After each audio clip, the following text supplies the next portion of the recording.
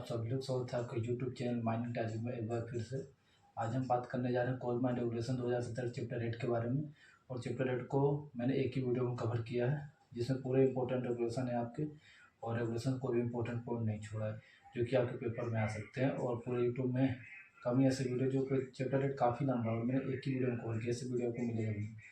तो बस मेरा ये कहना है कि मैं आपको माइनिंग सर्वर का कोर्स एकदम फ्री में करा सकूं और कोई चार्ज और तो ले नहीं रहा हूँ। तो आप बस हमको क्या करिए, ज़्यादा लाइक सब्सक्राइब शेयर कर दीजिए, बस इतना ही चाहिए। सब्सक्राइबर बढ़ेंगे तो मेरे को भी बढ़िया लगेगा और वीडियो बनाने में मज़ा आएगा। ज़्यादा कुछ तो बोल नहीं रहा हूँ। तो मैं रेगुलेशन का पूरा सीरीज पूरी करते करते आशा करता हूँ मेरे काफ़ी सब्सक्राइबर हो जाएंगे। और मैं ये पूरी कोशिश करता हूँ कि इस तरह से वीडियो बनाऊँ का आप लोगों को पूरा समझ में आए, हर एक पॉइंट को लिखूँ ताकि छूटे ना। जब भी आप पेपर देने जाए तो समझ में हाँ ठीक ठाक पड़ेगा। और काफ़ी कम समय पर मैं बनाता हूँ जो कि आपको समय भी ज़्यादा ना बर्बाद हो, पॉइंट टू पॉइंट बात हो, और सीधे आप लोग जब भी आपको रिवीजन करना हो तो आप वीडियो उठा के देखें। चलिए शुरू करते हैं आपका अपना आज का चैप्टर 8 CMR 2017 का। चलिए फ्रेंड्स, शुरू करते हैं आज का अपना रेगुलेशन जो है। उसके पहले थोड़ा सा इंपॉर्टेंट बातों को देख लेते हैं। जैसे बाइंडिंग का मतलब आपको पता होना चाहिए क्या होना चाहिए। तो बाइंडिंग अपना शाफ्ट में टब के माध्यम से मैन या मटेरियल को नीचे भेजते हैं, उसे बाइंडिंग कहते हैं।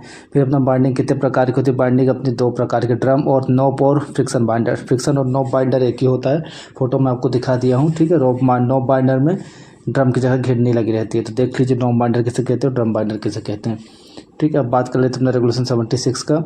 सबसे पहला पॉइंट है जो कि अपना रेगुलेशन 76 से appointment of binding engine man.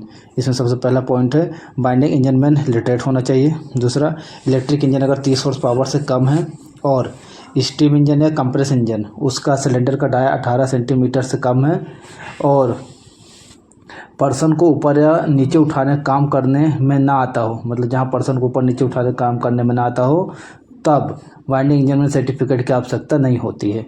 तीसरा पॉइंट है बाइंडिंग इंजन मैन नहीं है तो चीफ इंस्पेक्टर से परमिशन लेना पड़ेगा अगर किसी को बाइंडिंग इंजन मैन का काम देना है तो।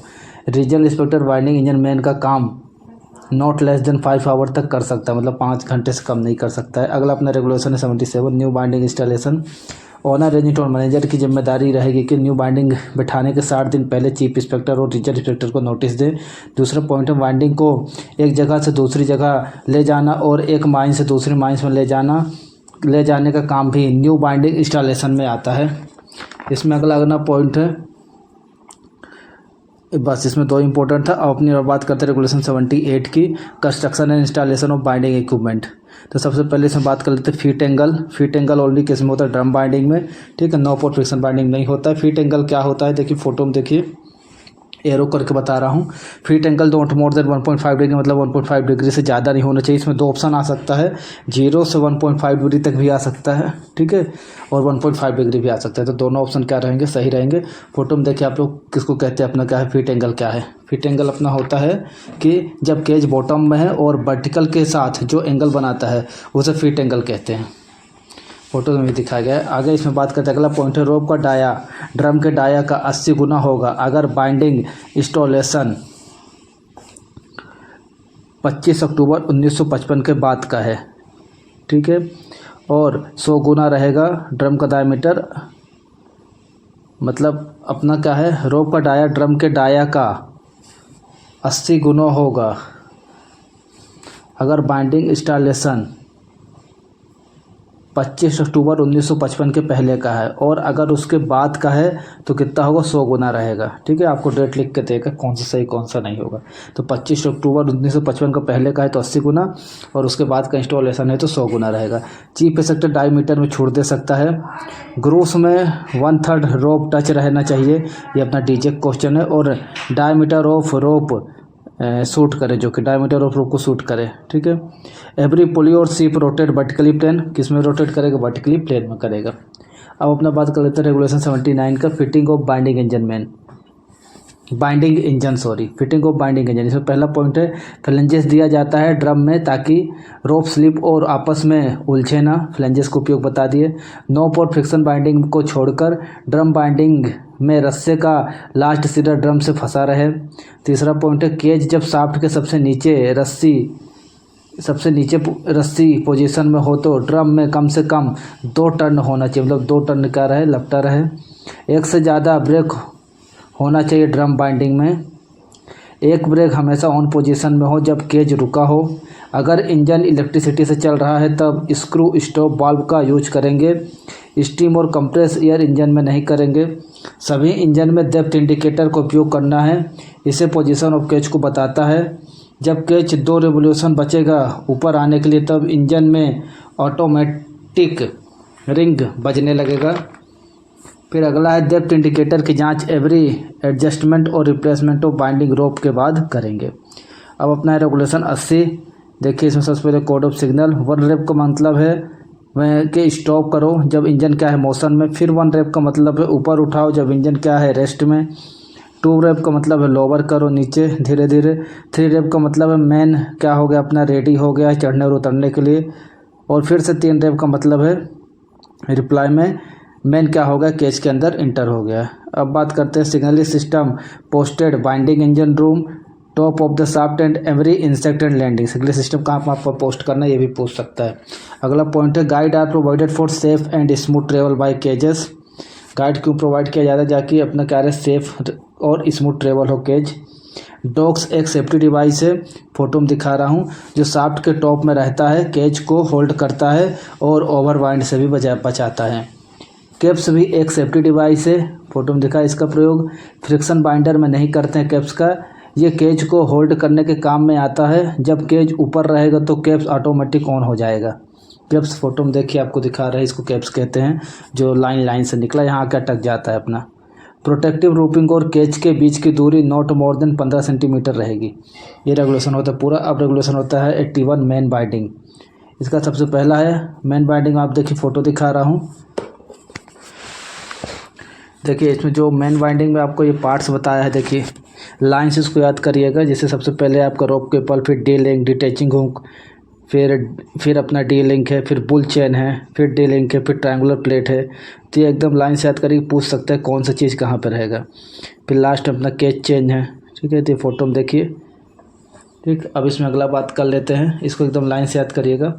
बाइंडिंग इंस्टॉलेशन के parts pulley sheave cage chain distribution plate and detaching hook ठीक है। सबको फोटो में आपको दिखा दिए बारी बारी से और सबका क्या है आपको बता दिए यूज भी बता देंगे आगे। अगला पॉइंट है बाइंडिंग इंस्टॉलेशन के साथ साथ क्या क्या चीज़ें होनी चाहिए।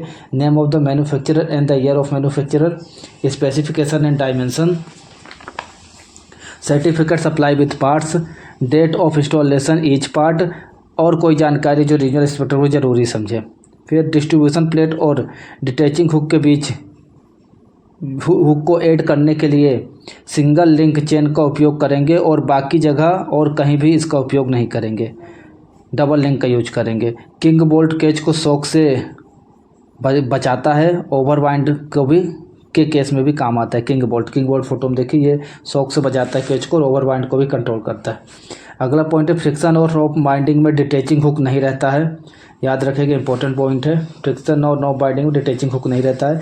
डिटैचिंग हुक की फोटो देखिए। डिटैचिंग हुक और रोप केबल और बुल चेन के बीच में रहता है। कहाँ कहाँ रहता है पूछ सकता है। तो डिटैचिंग हुक अपना रोप केबल और बुल चेन के बीच में रहता है और रोप और केज के बीच में रहता है। अगर दोनों ऑप्शन आते हैं तो दोनों ही सही हैं।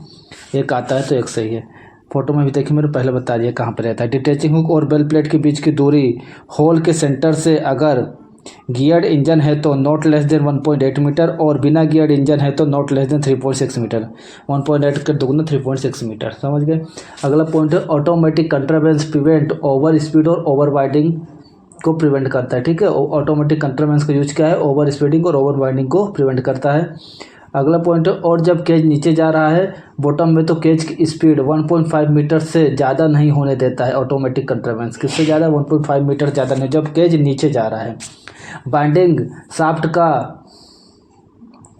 स्पीड चीफ इंस्पेक्टर डिसाइड करेगा। ये भी इम्पोर्टेंट पॉइंट है कि बाइंडिंग शाफ्ट का जो अपना होता है मैक्सिमम स्पीड कौन डिसाइड करता है चीफ इंस्पेक्टर।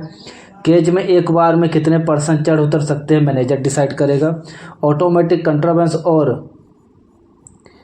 की जांच इंजीनियर और कंप्यूटर पर्सन कब करेगा ठीक है। ऑटोमेटिक कंट्रावेंस और ब्रेक की जांच इंजीनियर और कंप्यूटर पर्सन कब करेगा। तो पहला पॉइंट है हर 7 दिन में केज को टॉप मोस्ट ऊपर से नीचे करके देखेगा और हर 3 महीने में हायर स्पीड में नीचे ले जाके ऑटोमेटिक कंट्रोवेंस की जांच करेगा। तो 7 दिन और 3 महीने याद रखिएगा ऑटोमेटिक कंट्रोवेंस और ब्रेक की जांच के बारे में। अगला पॉइंट है, ऊपर आते समय जब रोप 2 टन रह जाएगा तो speed not more than 1.2 metre second से ज़्यादा नहीं रखेंगे, ये भी इम्पोर्टेंट है। अगला पॉइंट है, केज कैसा रहेगा। तो सबसे पहला पॉइंट है, केज का गेट बाहर की तरफ नहीं खुलेगा, टॉप से क्लोज रहेगा, साइड में 2 साइड से क्लोज रहेगा, हैंड बार रहेगा पकड़ने के लिए। केज का गेट फ्लोर से 15 सेंटीमीटर ऊंचा रहेगा, not more than 15 centimetre. Cage के 2 डंडे के बीच की दूरी not more than 25 centimetre. Cage में कितने लोग चढ़ेंगे मैनेजर ऑथराइज करेगा। एक पर्सन को खड़े होने के लिए 0.2 स्क्वायर मीटर जगह चाहिए खड़ा होने के लिए एक पर्सन को। अब बात कर लेते हैं आपको इसमें सर्कुलर को। देखिए सर्कुलर जो जारी किया था स्पीड के बारे में कितनी रहेगी, फ़ोटो में देखिए मैं बताता हूँ आपको। ये सर्कुलर आपको जारी हुआ था 1/10/2018 को। इसमें आप देखिए कि 2 चीज़ें दी हुई हैं। पहला है नॉर्मल शाफ्ट में स्पीड और दूसरा दिया है सिंकिंग शाफ्ट की स्पीड। तो पहले नॉर्मल शाफ्ट की स्पीड देखिए। मान लीजिए आपकी डेप्थ कितना है 100 मीटर, तो स्पीड कितनी रहेगी 2 मीटर पर सेकेंड। फिर आपका डेप्थ है 101 से 300 मीटर, तो स्पीड रहेगी 4 मीटर पर सेकंड, इसका दोगुना। 301 से 500 है तो स्पीड रहेगी 5.5 मीटर पर सेकंड। 501 से 700 है तो 7 मीटर पर सेकंड। इसमें ट्रिक भी है 100 फिर 200 का डिफरेंस है, फिर 300 में 500 200, फिर 500 में 700 में 200 का डिफरेंस है। यहाँ 2 4 5.5 और 7। अब शाफ्ट सिंकिंग में स्पीड कितनी रहेगी, तो अगर 150 मीटर डेप्थ है शाफ्ट की तो स्पीड रहेगी 1.5 मीटर पर सेकंड। अगर 151 से 500 है तो 2.5 मीटर पर सेकंड, 2.5 मीटर पर सेकंड। और अगर 500 से ज़्यादा है तो 3 मीटर पर सेकंड। तो ये इंपॉर्टेंट है जो आपको पूछ सकता है शाफ्ट की स्पीड कितनी रहेगी। एक नॉर्मल जब शाफ्ट की रहेगा और जब शाफ्ट सिंकिंग मतलब शाफ्ट की खुदाई चल रही होगी। अब बात कर लेते हैं रेगुलेशन 82 में कुछ नहीं है। 83 में बात कर लेते हैं। बाइंडिंग ऑफ मटेरियल में भी कुछ नहीं, एक पॉइंट है याद रखिएगा, catches are safety device use in tub. 84 में है binding in sinking shaft.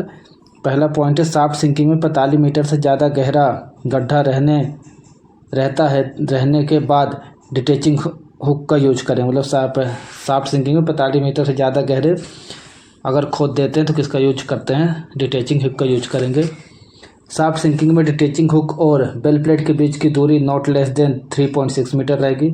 Shaft sinking में 150 मीटर से ज़्यादा गहराई होने पर क्या क्या करेंगे। पहला पॉइंट अपना रहेगा ओवरहेड प्रोटेक्शन देंगे। दूसरा पॉइंट अपना रहेगा गाइड का उपयोग करना है जो कि शाफ्ट बॉटम से 22.5 मीटर ऊपर रहेगा।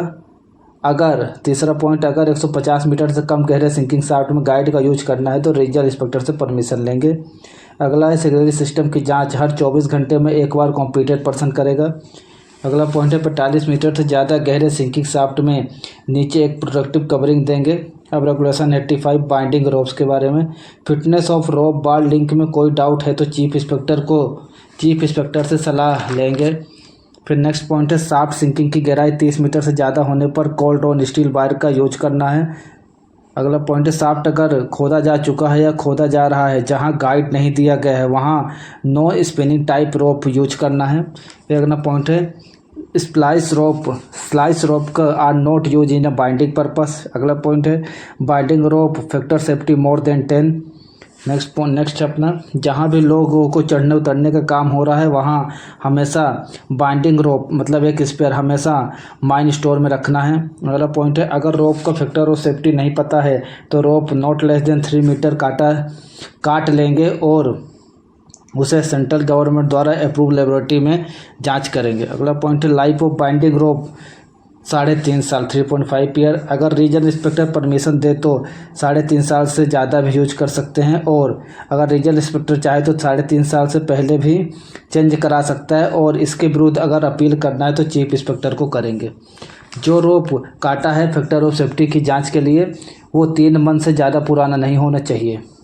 अब बात करते हैं रोप केपिंग की। तो factor of safety of capping not less than 10। Not bent back wire type capper use in binding rope. Photo में देखिए बेंट बैक वायर टाइप क्या होता है। अगर डाया ऑफ रोप 26 mm है तो टेपर्ड पोर्शन 6.5 से कम नहीं होगा और अगर डाया ऑफ रोप 26 mm से ज़्यादा है तो टेपर्ड पोर्शन 7 1/3 से 7 1/3 होगा। ठीक है। अगला पॉइंट, वाइट मेटल का melting point not exceed 300 degree Celsius.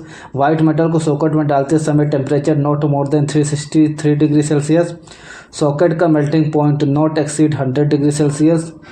Recap कब करना है, कब कब रीकैपिंग करना है? फ्रिक्शन बाइंडिंग को छोड़कर रीकैपिंग एवरी 6 मंथ, और जब ज़रूरी हो तब करना है। शॉर्ट इंटरवल में भी कर सकते हैं, और ओवर बाइंडिंग हो तब भी क्या करना है अपन को? रीकैपिंग करना है। हर रीकैपिंग में 2 मीटर रस्सी का टुकड़ा काट के हटा देना है। फिर recapping carried out under supervision engineer और कॉम्पिटेंट पर्सन। अब रेगुलेशन 86 के बारे में, all parts of suspension gear approve by chief inspector. Suspension gear renew every 6 year, या जब चीफ इंस्पेक्टर को ज़रूरी लगे। Factor of safety of suspension gear not less than 10, और जहाँ थ्रेडेड जॉइंट नहीं है वहाँ नॉट लेस देन 10 रहेगा, और जहाँ थ्रेडेड जॉइंट है वहाँ not less then 50। Suspension gear parts examine every 6 month. Detaching hook की जांच हर 7 दिन में, जब शाफ्ट सिंकिंग हो रहा है, और शेयर पिन को भी बदलना है हर एग्जामिन के बाद। डिटैचिंग बेल प्लेट की जांच हर 30 दिन में एक बार करना है। नॉन डिस्ट्रक्टिव टेस्टिंग की जांच की रिपोर्ट रीजनल इंस्पेक्टर को भेजेंगे। अब बात कर लेते हैं अपना रेगुलेशन जो है 87, प्रिकॉशन आफ्टर रिकैपिंग। हर रिकैपिंग के बाद केज को फुली लोड करके और 5 ट्रिप ऊपर नीचे करके देखेंगे हर रिकैपिंग के बाद। अब रेगुलेशन है अपना एग्जामिनेशन ऑफ बाइंडिंग इक्विपमेंट। तो इसके लिए आप फ़ोटो देखिए, फ़ोटो में मैंने इसमें बहुत अच्छा बताया गया है और समझाया गया है, तो मैं उसी से डायरेक्ट आपको समझा देता हूँ। देखिए आप इसके रेगुलेशन अपना 88 एग्जामिनेशन ऑफ बाइंडिंग इक्विपमेंट। पहला, डेली मतलब हर 24 घंटे में, डेली बोल सकते हो हर 24 घंटे में क्या क्या जांच करना है। Attachment of binding rope to drum depth indicator every parts of suspension gear cage and its gates every external parts of binding aperture brake of binding engine. अब वीकली मतलब हर 7 दिन में क्या क्या जांच करना है। Binding rope passing at speed not more than 1 metre per second. External parts of binding engine and the guide की जांच, और सिग्नलिंग अरेंजमेंट इज शाफ्ट। अब मंथली मतलब 30 दिन में क्या क्या जांच करना है। तो binding rope passing it at speed not more than 0.5 per second. और for this purpose of rope shall be clean dripped grease place, मतलब जब भी ग्रीस करेंगे अपन, ठीक है। Liable to get damage other parts and not more than 30 throughout the length, मतलब जो भी अपन ग्रीस कर रहे हैं तो कितने 30 मीटर के अंतराल में करेंगे। तो ग्रीसिंग की भी जाँच कब करना है? 30 दिन में, ठीक। अब अगला बात कर ले ईयरली मतलब 12 मंथ में क्या जांच करना है। तो condition of internal parts of binding engine के इंटरनल पार्ट्स की जांच करना है, ठीक है। अब बात कर लेते हैं अपना रेगुलेशन 89 जो कि है गेट एंड फेंसिंग। इसमें बाईपास का साइज क्या होगा? Not less than 1.8 metre height and 1.2 metre wide. इसके अलावा अपना रेगुलेशन 90 से कोई क्वेश्चन नहीं, और 91 से तो अपना चैप्टर होता है पूरा। अब बात करेंगे इसके बाद अपना अगला चैप्टर जो कि है 9। Thank you.